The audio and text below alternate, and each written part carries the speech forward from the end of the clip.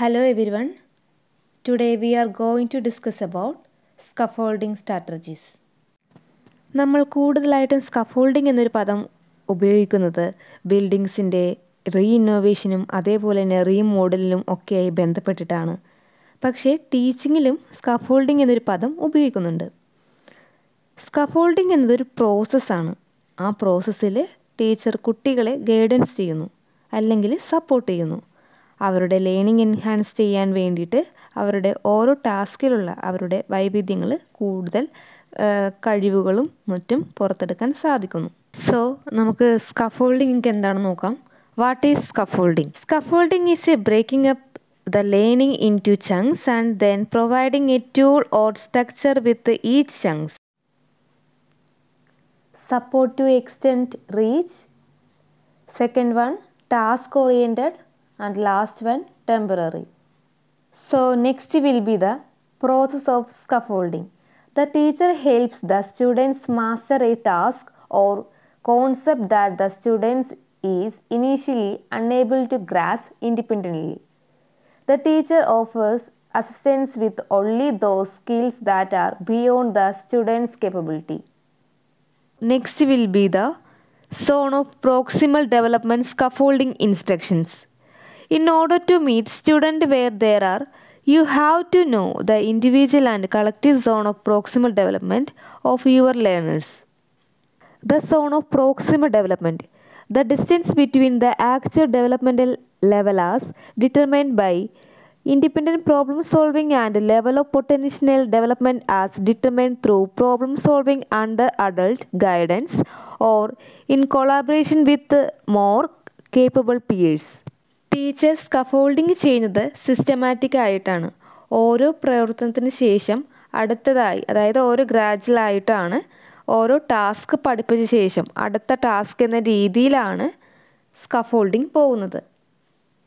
Scaffolding എന്നത് love വൈഗോട്സ്കിയുമായി ബന്ധപ്പെട്ടതാണ്. അദ്ദേഹം ഒരു എഡ്യൂക്കേഷണൽ തിങ്കറാണ്, സൈക്കോളജിസ്റ്റാണ്.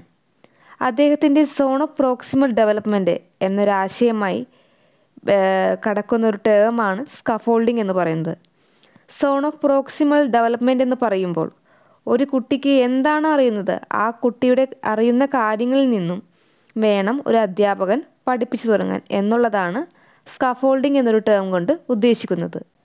So next will be the scaffolding strategies. 6 എണ്ണമാണുള്ളത്. അതിൽ first one show and tell. Next tap into prior knowledge, and third one give time to talk, and fourth one pre-teaching and vocabulary, and fifth one use visual aids, and sixth one pause, ask questions, pause, review. First one show and tell. Try a small group in the center or circled by the class as that group in the middle. Engage in an activity modeling how it's done for the larger group.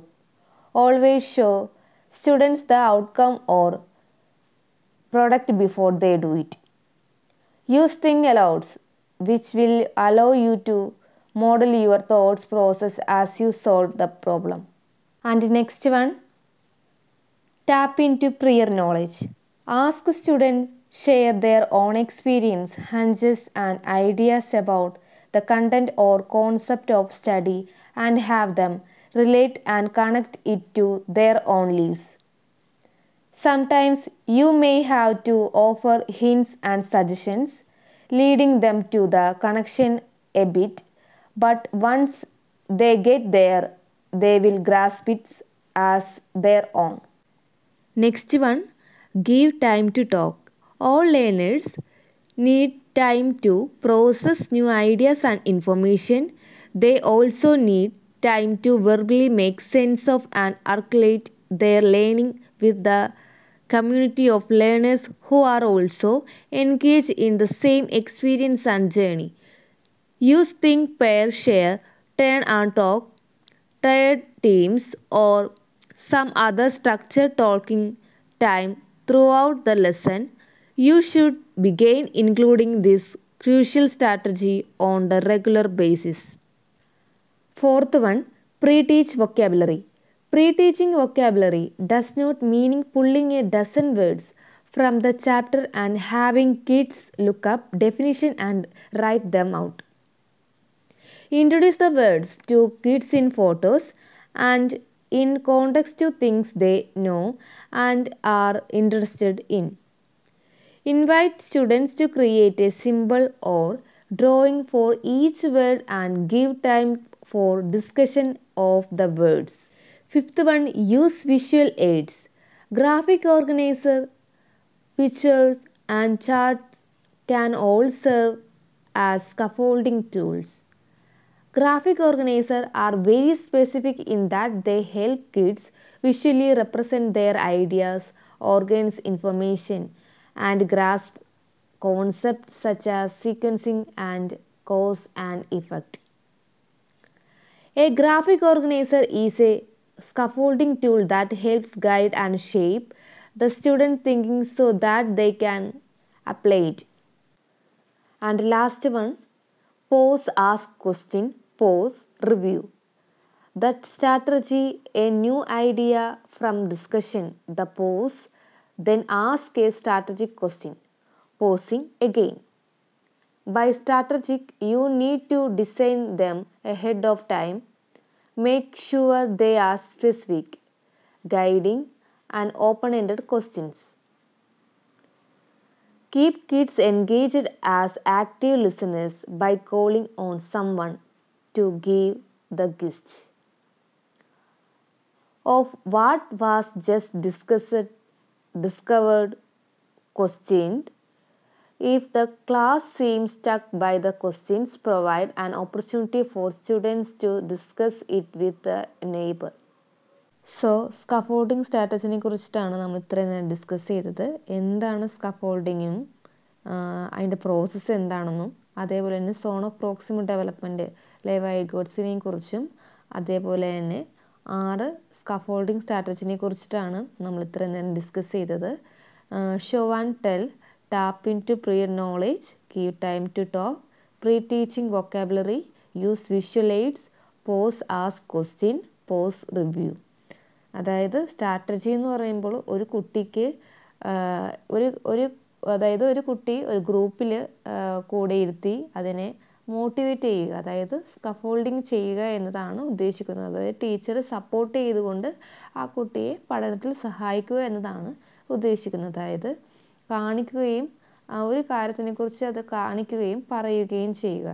അതായത് ആ കുട്ടിയുടെ പഴയകാല അറിവിലേക്ക് brain storming വഴിയൊക്കെ നടത്തി അവരിൽ നിന്ന് തന്നെ ആൻസേഴ്സ് കണ്ടെത്താൻ ശ്രമിക്കുകയാണ് ഒരു ടീച്ചർ ചെയ്യേണ്ടത്. അതേപോലെ തന്നെ അവരെ കൂടുതലായിട്ട് സംസാരിക്കാൻ സമയം കൊടുക്കുക എന്നതാണ് മൂന്നാമത്തെ ഒരു സ്ട്രാറ്റജി ആയിട്ട് പറയേണ്ടത്. പിന്നെ അവരെ പ്രീ ടീച്ചിങ് ചെയ്യുക, നല്ല രീതിയിൽ തന്നെ അവരെ കുറച്ചും കൂടി മോട്ടിവേറ്റ് ചെയ്യുന്ന രീതിയിൽ തന്നെയുള്ള കാര്യങ്ങളൊക്കെ, ഗെയിംസ് പോലെയുള്ള കാര്യങ്ങളൊക്കെ സെക്ഷൻസൊക്കെ എല്ലാം സംഘടിപ്പിക്കുകയും അവർക്ക് പെട്ടെന്ന് തന്നെ കാര്യങ്ങൾ മനസ്സിലാകുന്ന രീതിയിൽ കൊണ്ടെത്തിക്കുക എന്നതാണ് ഇതുകൊണ്ട് ഉദ്ദേശിക്കുന്നത്. ആൻഡ് ഫോർത്ത് വൺ, വിഷ്വൽ എയ്ഡ്സൊക്കെ ഉപയോഗിച്ചിട്ട് അവർക്ക് കൂടുതലായിട്ട് രസകരമായിട്ട് രീതിയിൽ ചിന്തിക്കാനും റീതിങ്ക് ചെയ്യാനൊക്കെ ആയിട്ടൊക്കെ അവസരം ഉണ്ടാക്കി കൊടുക്കുകയാണ് ഈ സ്ട്രാറ്റജി കൊണ്ട് ഉദ്ദേശിക്കുന്നത്. പിന്നീട് അവസാനമായിട്ട് പറയുന്നതാണെങ്കിൽ pause ask question, pause review.